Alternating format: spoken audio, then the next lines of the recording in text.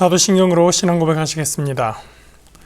전능하사 천지를 만드신 하나님 아버지를 내가 믿사오며 그 외아들 우리 주 예수 그리스도를 믿사오니 이는 성령으로 잉태하사 동정녀 마리아에게 나시고 본디오 빌라도에게 고난을 받으사 십자가에 못 박혀 죽으시고 장사한 지 사흘 만에 죽은 자 가운데서 다시 살아나시며 하늘에 오르사 전능하신 하나님 우편에 앉아 계시다가 저리로서 산자와 죽은 자를 심판하러 오시리라.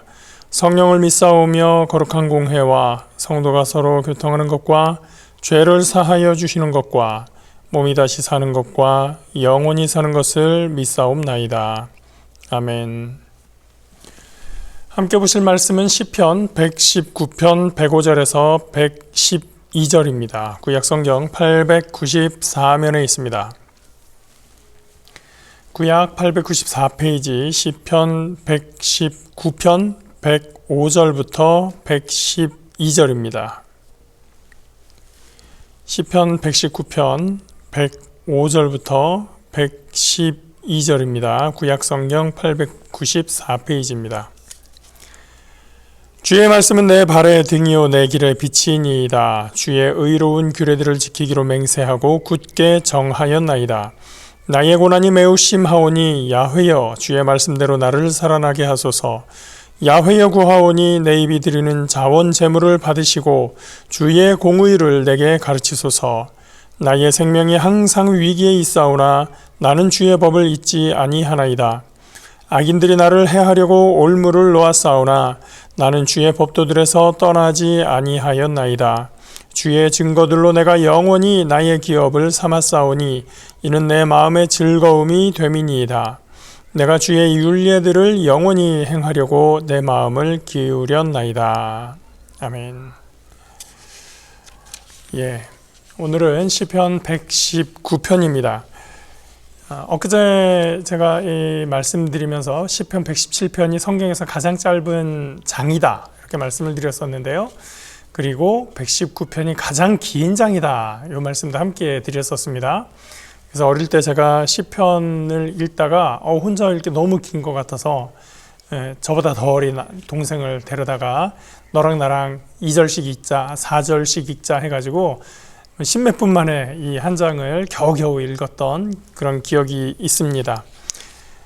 그때 읽으면서 읽은 결과 119편이 무슨 내용이냐 그 내용은 기억이 하나도 안 나고 드디어 마쳤다는 기쁨만 있었던 그것이 이제 시편 119편이죠. 이 119편을 이 새벽 시간에 꼼꼼히 살펴보려고 하면 몇 주간은 해야 될 수도 있습니다. 실제로 3년 전에 김영관 목사님이 이 시편 119편으로 새벽 시간에 설교를 했는데 12번에 걸쳐서 이 말씀을 나눴었습니다. 그래서 여러분들이 자세하게 보시고 싶으시다면 김영관 목사님의 설교를 아직 우리 유튜브 계정에 남아 있으니까요. 그걸 한번 읽어보시는 것도 좋겠고요. 그래서 저는 이 전체를 다 다루기보다는 그 가장 중심이라고 할 수 있는 내용을 오늘 간단하게 한번 정리하는 것으로 오늘 말씀을 나누려고 합니다. 제가 보통 시편을 다루면서 이 시는 찬양시입니다. 요거는 탄원시입니다. 요거는 지혜시, 교훈시입니다. 이런 말씀을 드렸었죠. 특히나 이 시편 119편 같은 시는 이게 어떤 장르에 속하는 거다라는 것을 아는 것이 그 내용 전체를 파악하고 확인하는데 큰 도움이 됩니다. 119편이 무슨 시예요? 무슨 시입니다. 이걸 알고 외워라. 이게 더 중요한 게 아니고요. 이 시가 무슨 시다. 그렇다면 어떤 내용을 다루고 있구나라는 걸 그래도 먼저 알고 들어가면 이 전체적인 큰 틀을 파악하기가 쉽다. 그런 차원에서 제가 이 시는 무슨 시입니다. 어떤 종류의 시입니다. 이런 것들을 말씀을 드리고 있습니다. 그래서 정답을 먼저 말씀드리면 119편 이 시는 어떤 시냐? 토라시라고 하는 것으로 분류됩니다. 토란국 할 때 그 토란 이런 거 아니고요. 토라시입니다. 토라는요 시편의 대표적인 토라 시가 있는데요. 어떤 시였냐? 시편 1편이 바로 그 토란시 아닙니다. 토라시입니다. 토라는 가르치다라는 말에서 온 단어입니다. 그래서 이 토라에는 가르침이라는 의미가 기본적으로 깔려 있습니다. 그런데 우리가 하나님에게서 가르침을 받아야 하죠. 하나님께서 가르치신다면 성경에서 하나님이 이스라엘 백성들을 향해서 자기 백성을 위해서 체계적으로 뭔가를 꼼꼼하게 가르치신 그런 내용이 처음 나오는 곳이 있습니다. 어디일까요? 아담을 만났을 때도 간단하게 너 그 열매는 먹으면 안 돼, 이런 말씀들은 있었지만 체계적으로 이것은 이렇고 저것은 저렇고 이거는 이렇게 하면 안 되고 저것은 저렇게 해야 되고 하는 것을 쭉 차분하게 가르치신 것, 바로 모세가 시내산에서 하나님께 계명을 받을 때 하나님께서 모세에게 가르침을 주셨죠. 그것을 우리는 토라라고 부를 수 있습니다. 그때 받아온 게 뭐죠? 계명입니다. 그리고 하나님으로부터 받은 그 계명을 이스라엘 백성들에게 전달을 했고, 그것이 10계명으로 이렇게 전달이 되었었습니다. 그거 외에도 또 많은 규정들이 있습니다. 규례들이 있습니다. 우리가 그것을 율법이라고 부릅니다. 그래서 토라가 의미하는 것은 가르침의 의미도 있지만 율법이라는 의미도 있고요, 계명이라는 의미, 율례 이런 의미가 다 포괄되는 단어가 이 토라라고 하는 것입니다. 그리고 성경에서 모든 가르침의 근원이 되는 내용은 사실 출애굽에서 그 시내산에서 주신 하나님의 말씀, 하나님의 율법이기 때문에 출애굽 과정에 이르는 전체의 상황을 그 뿌리부터 전체의 출애굽의 마지막까지를 정리한 그 책을 우리가 오경이라고 부르죠. 창세기 뿌리가 되는 그 세상의 시작부터 해서 어떻게 하나님이 아브라함을 선택하고 어떻게 이 사람들이 애굽으로 가서 애굽에서 나오게 되었는가, 광야에서 어떻게 살았는가, 그걸 다 기록한 것이 창세기에서부터 신명기까지 이 5권의 책인데, 이것을 우리가 5권의 경전이다 그래서 오경이라고 말합니다. 이 오경을 또 히브리 사람들은 토라라고 부릅니다. 이 5권의 책이 율법책이나 다름이 없다라는 뜻이겠죠. 자, 그래서 우리가 이 토라의 여러 가지 의미를 살펴봤습니다. 가르침이라는 기본 의미로부터 말씀, 율법, 계명, 율례, 그리고 오경, 성경. 최초의 이스라엘 백성들에게는 오경이 성경 전체였었을 거예요. 그러니까 성경이라는 의미까지도 담겨 있습니다. 자, 우리는 이제 이렇게 토라의 다양한 의미를 알게 됐습니다. 그렇게 알고 본문을 읽게 되면 비슷한 개념의 단어가 절마다 들어있는 것을 보게 됩니다. 몇 개는 빼고 시편 전체에서 이 단어, 유사한 단어들이 계속 반복되는 것을 볼 수가 있는데요. 한번 볼까요? 1절에 야훼의 율법이 나옵니다. 2절에는 비슷한 의미로 야훼의 증거가 나오고요. 3절에는 뭐가 있을까요? 주의 도 있고, 4절에 주의 법도, 5절에는 주의 율례, 6절에 뭐가 있습니까? 주의 모든 계명, 7절 없고요. 8절에 주의 율례, 9절에 주의 말씀, 10절에 또 주의 계명. 이렇게 뭔가 비슷한 단어들이 계속해서 반복이 되고 있죠. 이 시편 전체가 176편인데 전체에서 몇 절만 빼고 이 단어들이 반복되는데요. 히브리어로 보니까 단어는 다르지만 실제는 같은 의미로 사용되는 그런 말들이 있었습니다. 그게 총 8개가 나오는데 번역에 따라서 우리가 각 절에서 히브리어로는 하나의 단어인데, 우리 시편 119편에서는 앞에서는 이 말을 썼다가 뒤에서는 다른 단어를 쓰는 그런 단어들이 있습니다. 히브리 단어 기준으로 8개의 단어가 반복이 되는데요. 첫 번째는 토라가 나옵니다. 율법이라고도 되어 있고 법이라고도 되어 있는 단어입니다. 그 다음에 에두트라고 하는 건데 증거라는 말로도 번역이 됐고, 교훈이라는 말로도 번역이 됐습니다. 법도라는 단어가 있고요. 율례, 계명, 또 하나 미시파트라고 하는 하나의 단어인데, 규례, 판단, 심판, 공의 이렇게 여러 가지로 우리 한글 성경에서는 번역을 하고 있습니다. 근데 하나의 단어라는 거고요. 그 다음에 다바르라고 하는 단어인데 말씀이라고 되어 있지만 이게 어떤 사건으로서의 말씀을 이야기하는 겁니다. 그 다음에 이므라라고 하는 건데 약속의 말씀을 이야기하는 겁니다. 이 8가지 단어, 우리 한글 성경에는 사실 8개보다는 더 많은 단어들을 사용을 했습니다. 율법과 법이 다른 단어고 그렇지만 어쨌든 이 8개의 단어가 좀 전에 제가 1절부터 10절까지 쭉 보면서 체크했던 것처럼 계속해서 반복적으로 나온다는 거죠. 자, 이 8가지 단어를 히브리 단어를 어떻게 썼느냐 그거 하나하나 따지는 것만 해도 하루에 하나씩 한 단어씩 해도 8일이 걸리는 거죠. 그래서 그런 게 있나 보다. 같은 단어가 계속 반복이 되나 보다. 그 증거, 법도, 교훈, 율법, 계명, 윤리에 이런 말로 계속 반복이 되는 거네. 근데 다 결국은 하나님 말씀이네 라는 것이 반복이 된다라는 것을 우리가 알면 됩니다. 자, 그래서 이 단어가 여러 가지의 단어가 사용이 된다. 이 얘기를 왜 했을까요? 이 여러 가지 단어 8개니까 외우세요 라고 말씀드리는 거 아니고요. 그 단어들이 어떻게 변형되어서 나와 있습니다. 그것도 외우라는 거 아니고요.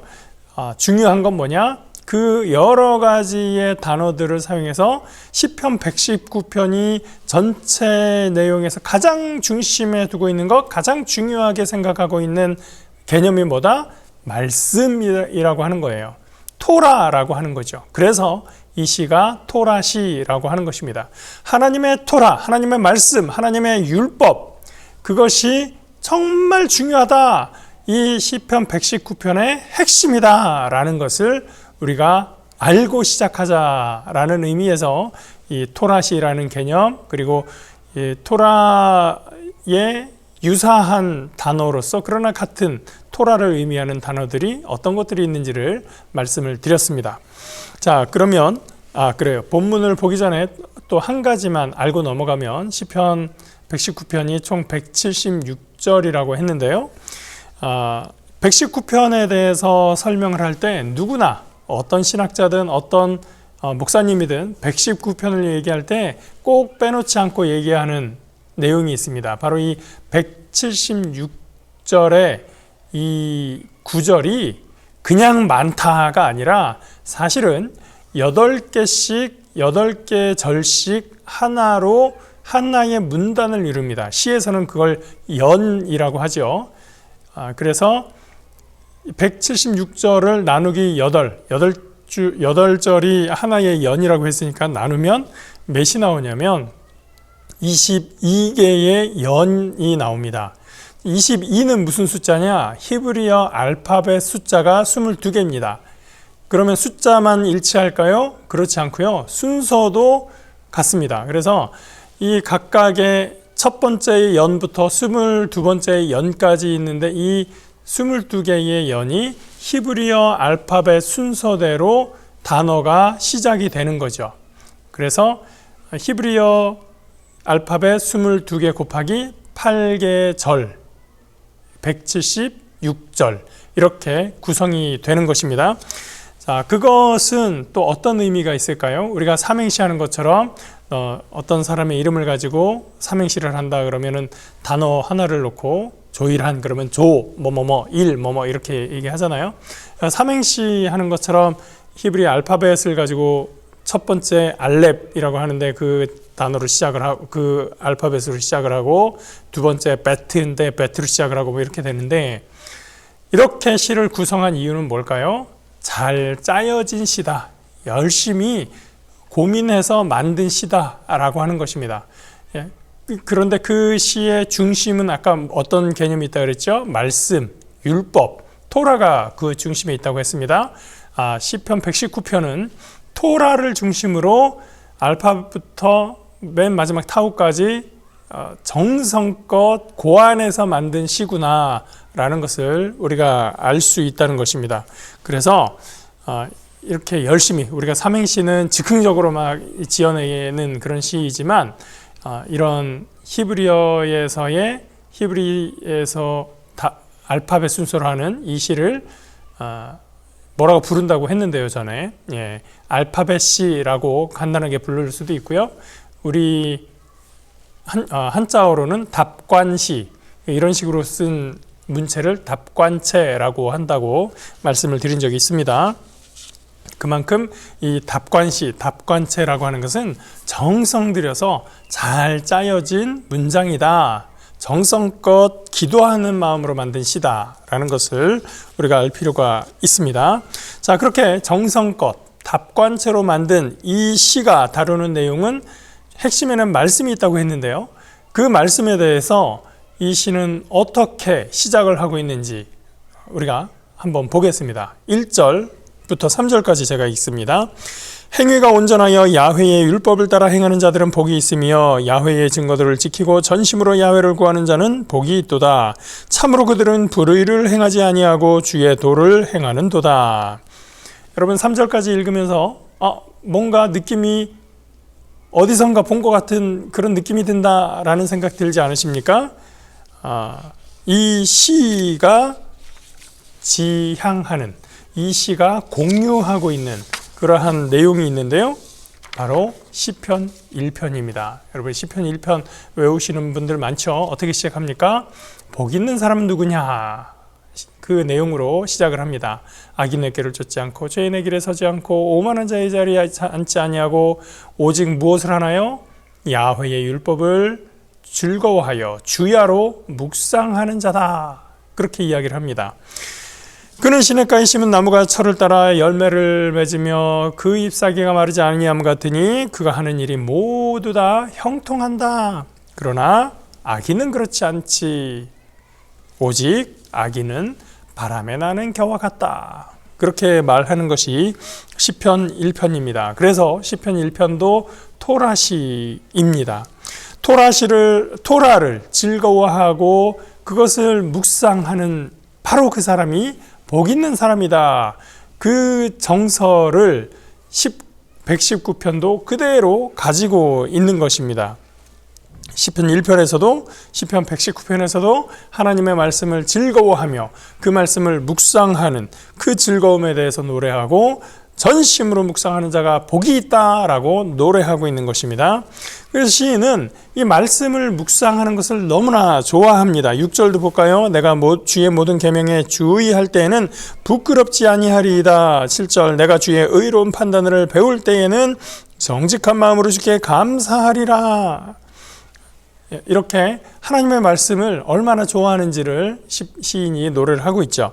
자, 그렇게 해서 8절로 첫 번째 예언이 끝납니다. 9절로 두 번째 예언이 시작할 때 또 어떻게 됩니까? 청년을 위한 말씀이 시작되는데요. 여기서도 말씀이 즐겁고 율법이 즐겁습니다. 14절 내가 모든 재물을 즐거워함같이 주의 증거들의 도를 즐거워하였나이다. 내가 주의 법도들을 작은 소리로 읊조리며 주의 길들에 주의하며 주의 율례들을 즐거워하며 주의 말씀을 잊지 아니하리이다. 시편 1편처럼 말씀 묵상하고 즐거워하면 복이 있는 자다. 그렇게 이야기를 하고 있습니다. 그래서 119편이 우리에게 가장 하고 싶은 말씀이 뭐라고요? 하나님의 말씀을 즐거워하고 묵상해라. 그것이 복 있는 사람이다. 그걸 길게 이야기하고 있는 것입니다. 자, 41절 이후에는 그렇게 말씀을 묵상하는 자에게 어떤 복이 있는지를 나열을 합니다. 하나님의 말씀, 토라는 우리를 자유케 해줍니다. 우리를 위로해 줍니다. 우리에게 분깃이 되어줍니다. 그리고 우리의 몸이 즐거워합니다. 그리고 하나님의 말씀, 토라는 신실한 계명입니다. 신실하다는 건 뭔지 아시죠? 믿을 수 있는 말이다. 약속을 반드시 지키신다. 그런 뜻입니다. 하나님의 말씀이 주는 복이 어떠한 것인가를 이야기하는 거죠. 자, 45절 봅니다. 내가 주의 법도들을 구하여 싸우니 자유롭게 걸어갈 것이오며 또 왕들 앞에서 주의 교훈들을 말할 때에 수치를 당하지 아니하게 싸우며 우리에게 자유를 주시는 말씀이라고 하는 거죠. 하나님의 말씀 토라는 또 우리에게 위로의 말씀이 됩니다. 52절입니다. 야훼여 주의 옛 규례들을 내가 기억하고 스스로 위로하였나이다. 그리고 하나님의 말씀 토라는 신실한 말씀이 됩니다. 86절 주의 모든 계명들은 신실하니이다. 그들이 이유 없이 나를 핍박하오니 나를 도우소서. 여러분, 말씀을 묵상하면 이렇게 많은 복을 받게 됩니다. 그런데 말씀을 묵상하지만 복이 있다 하지만 사실 날마다 평탄하지는 않습니다. 86절에서 보는 것처럼 그들이 이유 없이 나를 핍박합니다 라는 그런 삶의 과정 속에 들어가기도 합니다. 억울한 일을 당하는 거지요. 내가 이유 없이 억울하게 핍박을 당하는 겁니다. 물가에 심은 나무가 늘 푸르를 수도 있지만 비가 오는 날도 있고 바람이 부는 날도 있습니다. 어떤 때는 한참 동안 비가 오지 않아서 뙤약볕 아래에서 뜨거운 나날을 보낼 때도 있습니다. 요즘처럼 찬 바람이 앵앵 울면서 너무나 추운 그런 때도 있습니다. 잎사귀가 이 한겨울에 너무 마르면 무거운 눈이 내리면 가지가 뚝뚝 부러지고 나무가 넘어가고 그렇게 될 수도 있을 거예요. 그러니까 나무가 좋은 곳에 위치해 있지만 또 그 날씨는 기후는 계속해서 변할 수 있기 때문에 원치 않는 어떤 상황에 부닥치게 될 수도 있는 것입니다. 인생을 살다 보니 사람에게 배신당하기도 하고요. 육신의 심한 질병을 앓기도 합니다. 정말 사랑하는 가족을 잃기도 하고 그런 어려운 일들을 많이 겪게 됩니다. 그것이 인생이죠. 왜냐하면 우리가 영원 무궁하게 아무런 일도 없이 평탄하게 살다가 그렇게 세상을 떠날 수는 없는 일이니까요. 그렇게 어려울 때에도 시인은 어떻게 합니까? 하나님의 말씀을 찾아갑니다. 86절에도 말했지만 67절에도 또 말합니다. 나를 징계하기 전에는 내가 미혹하였더니 이제 주의 말씀을 지키나이다. 미혹당하고 징계받고 그런 상황에서도 그는 하나님의 말씀을 따라 찾아 나서는 것입니다. 그 말씀을 지키려고 하는 것이죠. 71절 나를 고난 중에 있게 하신 것이 내게 유익이니이다. 시인은 고난을 당했어요. 근데 그것이 유익이다. 사도 바울의 고백과도 마찬가지죠. 내게 고난이 있는 것이 내게 유익이다. 이렇게 고백을 합니다. 내가 주의 율례를 배우려 함이니이다. 그 고난 끝에 그는 다시 주의 율례를 토라를 배우려고 한다는 것이죠. 145절 마지막으로 넘어갑니다. 내가 전심으로 주를 부르짖으오니 야훼여 주의 말씀을 지키게 하소서. 시인은 힘들고 어려운 상황에서 주께 부르짖어야만 하는 그런 상황까지도 겪게 되는 것입니다. 그때 그가 다시 찾는 것은 무엇입니까? 주의 말씀이죠. 그렇게 하는 이유는 뭡니까? 그 말씀은 너무나 귀한 말씀입니다. 어떤 사람들이 순복음에 대해서 막 욕하는 이유 중에 하나가 그냥 기도만 한다는 거예요. 말씀도 모르고 기도만 한다는 거예요. 근데 말씀 없이 기도하는 건 정말 위험할 수 있습니다. 똑같이 다 기도해요. 그런데 말씀을 제대로 모르면 어디에다 기도하는지도 모르고 기도합니다. 말씀을 안다는 것은 그냥 성경을 읽고 넘어가는 것, 제가 어릴 때 했던 것처럼 성경 읽기표 체크하고 넘어가는 것, 그게 중요한 게 아닙니다. 시편 1편이 말하는 것처럼 하나님의 말씀을 깊이 묵상하는 겁니다. 이 말씀이 무슨 뜻인가? 이 말씀이 나에게는 어떤 의미가 되는 것인가? 그것을 깊이 묵상하면서 한 구절 한 구절 이렇게 찾아볼 수 있는 것입니다. 그래서 이 아침 시간에 여러분 하나님의 말씀을 우리 목사님들의 설교를 가지고 듣는 것, 이 시간이 너무나 중요한 거죠. 이 말씀을 제대로 알지 않으면 이단에 빠지게 됩니다. 이단도 그 교리가 어디서 나와요? 성경에서 나옵니다. 그런데 그 성경에서 나온 교리가 사실은 성경 말씀을 자기들 마음대로 해석한 거죠. 그러니까 성경을 어떻게 이 본문을 이해할 것인가를 제대로 해석을 받는 것이 우리에게 참 중요한 거예요. 그래서 여러분 주의 말씀을 묵상한다라고 하는 것, 이렇게 새벽에 말씀을 듣고 그 말씀의 참된 의미가 무엇인지를 아는 이 과정이 정말로 중요한 것입니다. 그렇게 하는 이유는 무엇입니까? 우리가 어둠에 있을 때 하나님의 말씀은 우리에게 빛이 되어주기 때문입니다. 시편 119편에서 가장 유명한 구절 중에 하나지요. 105절 말씀, 주의 말씀은 내 발의 등이요 내 길의 빛이니이다. 하나님의 말씀이 그런 말씀이기 때문에 시인은 하나님의 말씀을 사랑하지 않을 수가 없습니다. 그리고 시편 119편 176절까지의 긴 대장정 끝에 시인은 마지막에 놀라운 충격적인 고백을 합니다. 마지막 구절, 내가 잃은 양같이 방황하였나이다. 주의 종을 찾으소서. 내가 주의 계명을 잊지 아니함이니이다. 하나님의 말씀을 찾아가기는 가는데 지금 시인이 마지막에 뭐라고 하냐, 내가 잃은 양같이 방황합니다. 하나님, 내가 길을 잃은 것 같아요. 내가 방황하고 있어요 라고 얘기를 합니다. 정말 우리의 신앙생활을 하다 보면 어떨 때 그것이 마지막인 것처럼 더 이상 방법이 없고 방향이 보이지 않고 하는 것처럼, 양이 길을 잃고 헤매는 것처럼 그런 상황에 올 때가 있다는 것이죠. 근데 그때도 이 시인은 마지막 종착역이 어디입니까? 하나님의 계명, 주의 계명을 제가 잊지 않습니다.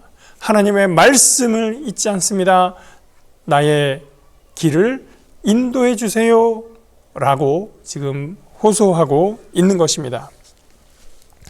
여러분, 시편 176편을 이제 꼼꼼히 한번 차분히 묵상하시면서 읽어보시기 바랍니다. 그러면 시편 176편에는요, 하나님의 말씀이 어떤 축복된 말씀인가 라는 것뿐만 아니라 그 속에 우리가 겪는 많은 수고, 인생의 수고와 어려움과 환난과 억울함과 핍박, 이런 것들이 다 담겨 있습니다. 우리의 인생을 시인이 그 시편 모든 구절에다가 다 담아 놓은 것이죠. 그래서 그 여정을 보아하니 마지막에 시인은 고백하는 겁니다. 내가 길 잃은 양같이 헤매고 있습니다. 그런데 하나님, 주의 계명을 제가 잊지 않고 있으니 나를 인도하소서. 시인은 그렇게 고백하고 있는 것입니다. 우리가 이 시인의 고백처럼 하나님의 말씀을 우리가 잘 찾아가고, 우리가 환난과 고통과 고난, 어려움이 있을 때라도 다시 한번 주님의 말씀 앞에 주님의 말씀을 찾아가면서 그 믿음의 방향을 흔들리지 아니하고 올바르게 찾아감으로 인해서 하나님 예비하신 놀라운 복을 받아 누리게 부족함이 없는 저와 여러분 되시기를 주님의 이름으로 축복합니다. 기도하겠습니다. 좋으신 우리 주 하나님, 감사합니다. 하나님께서 우리에게 말씀을 주셨습니다. 105절 말씀처럼 주의 말씀이 우리 발에 등불이 되시고 나의 길에 빛이 되어 주셔서 우리가 길을 헤매지 않고 잃지 아니하고 바른 길을 찾아갈 수 있게 인도하여 주심을 감사합니다. 우리가 돌아올 곳이 어디인지 늘 기억하게 하시고 세상의 환난과 어려움과 핍박과 억울함으로 인해서 우리가 방황하지 않도록, 때로는 방황하더라도 그곳에서 다시금 돌아올 곳을 찾아오도록 주님 함께 하시고 인도하여 주시옵소서. 오늘도 말씀의 복으로 하나님의 은혜로 우리를 인도하심을 믿고 감사드리며 예수 그리스도의 이름으로 기도합니다. 아멘. 하늘에 계신 우리 아버지여, 이름이 거룩히 여김을 받으시오며 나라가 임하시오며 뜻이 하늘에서 이루어진 것 같이 땅에서도 이루어지이다. 오늘 우리에게 일용할 양식을 주시옵고 우리가 우리에게 죄 지은 자를 사하여 준 것 같이 우리 죄를 사하여 주시옵고 우리를 시험에 들게 하지 마시옵고 다만 악에서 구하시옵소서. 나라와 권세와 영광이 아버지께 영원히 있사옵나이다. 아멘.